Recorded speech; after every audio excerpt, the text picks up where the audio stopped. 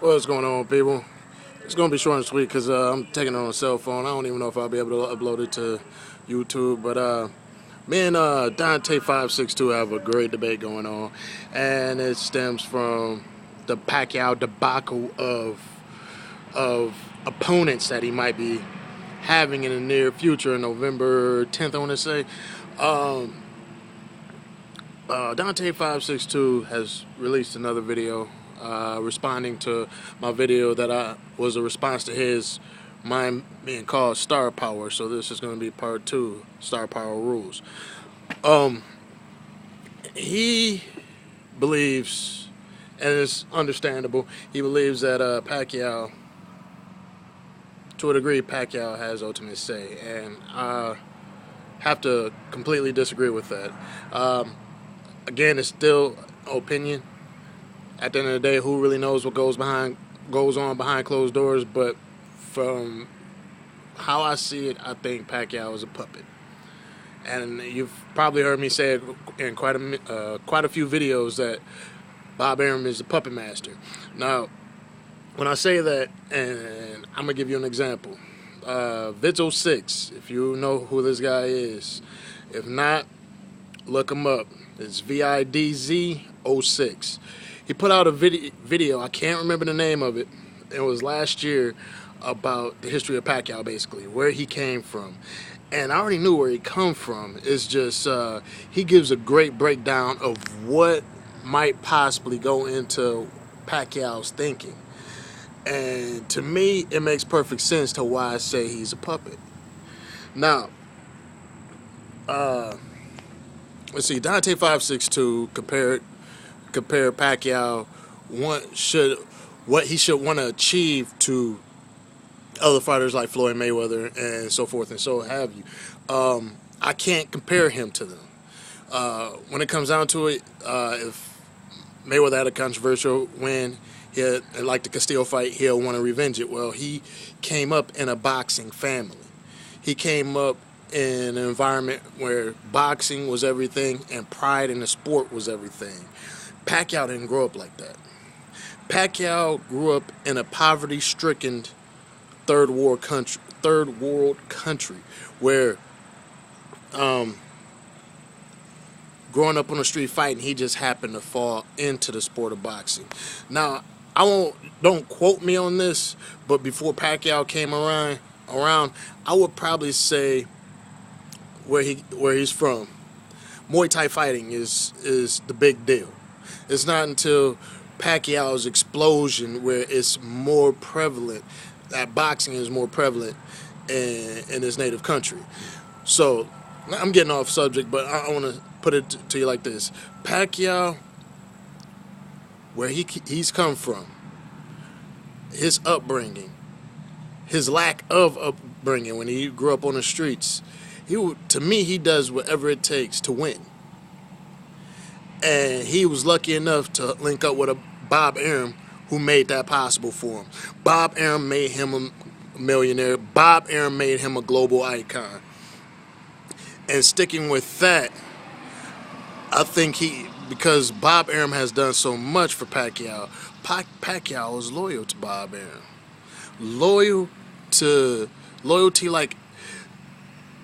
Loyalty like a man and his son. Like a son to a father. If he loves his father, a son to a father.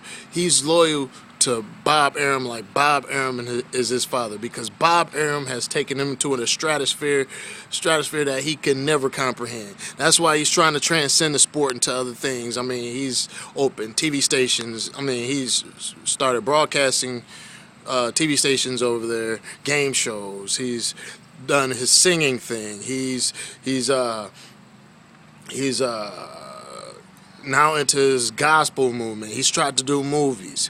He's using boxing as a stepping stone to transcend the sport of boxing. And with him coming to the end of his contract with Bob Arum, I honestly think once his contract is up, he's going to retire. But as it stands right now, Bob Arum helps him become a global icon and a millionaire. And with that being said, he's loyal to what Bob Arum wants him to do. Now, I won't say he never has an option. He never has a choice. He has a choice, but he chooses to do what Bob Arum wants him to do. Bob Arum presents the best packages for him, and that's what he runs with. I don't even think Pacquiao cares about a legacy, because his legacy is now he wants to be a congressman. What does congressman, television shows, Bible scriptures, and all that have to do with a legacy in a combat sport? This combat sport has been his ticket out and to do something greater than he thought he could ever do. So I'm gonna say it again.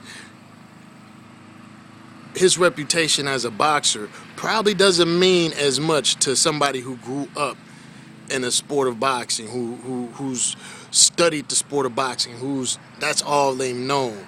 They were Olympic athletes, or their parents were Olympic athletes, or trainers, or friends, or have you. He has a totally different mentality, I believe, compared to other people in the sport of boxing, because boxing wasn't the #1 sport in his native country. I want to say it was probably Muay Thai fighting. So, let me get back on subject.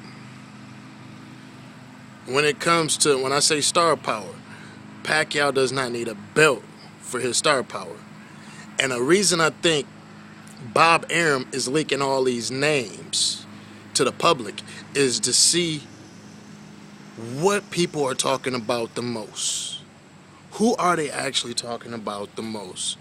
Will it be Timothy Bradley versus Pacquiao? Would it be Marquez versus Pacquiao? Would it be Miguel Cotto versus Pacquiao? Let me get all my ducks lined up in a row. Whoever is most talked about in social media in this day and age, that's what he's going to try to make happen. And as how it stands right now, I don't think, with the outcry of his last fight against Timothy Bradley, I don't think that would trump the other two fighters, especially since that fight the first time didn't gross more than the other two fighters.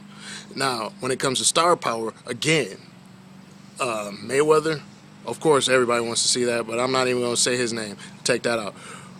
Marquez and Miguel Cotto are still bigger names, extremely big names compared to Timothy Bradley. Timothy Bradley is considered to general population the ugly stepchild that got lucky. People have more respect for a Cotto or a Marquez. They don't have respect for Timothy Bradley.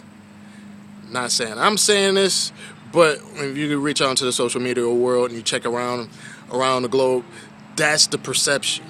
So if Bob Arum puts it out there and he's not the biggest attraction, why go with that fight? That's why I say he's option number 3 or 4.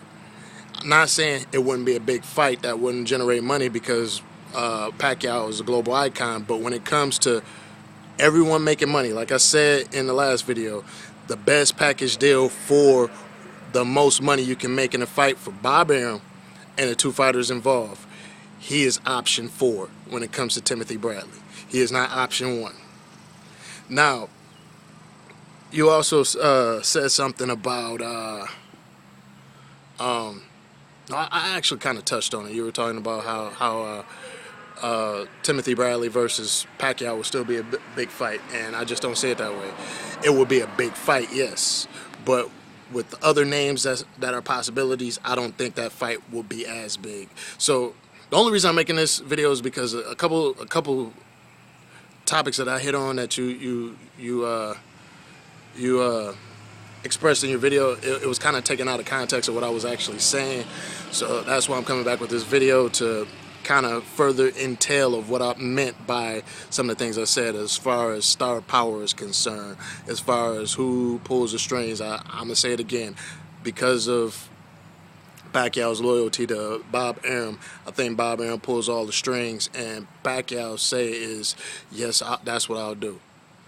when it comes down to it, it's about him making money. It's not his legacy, because his legacy has nothing to do with him being a political figure in this country. His legacy has nothing to do in a combat sport to do with his push on his biblical beliefs. It has no bearing on that. So I think he's loyal to the man who made him into what he is today, a global icon and a millionaire. He'll do whatever that guy who's put him in that place tells him to do. And that's just how I see it. I might be wrong, you might be wrong, we don't know. But that's just a perception that I see it as. So I'm going to end it on that note. I think I covered everything. I got to cut this video short because the noise in the background kind of give away where I'm at right now, and I shouldn't be doing this at work. So hopefully I can load this video up. If not, I'll put it up as soon as possible. But until the next video, deuces.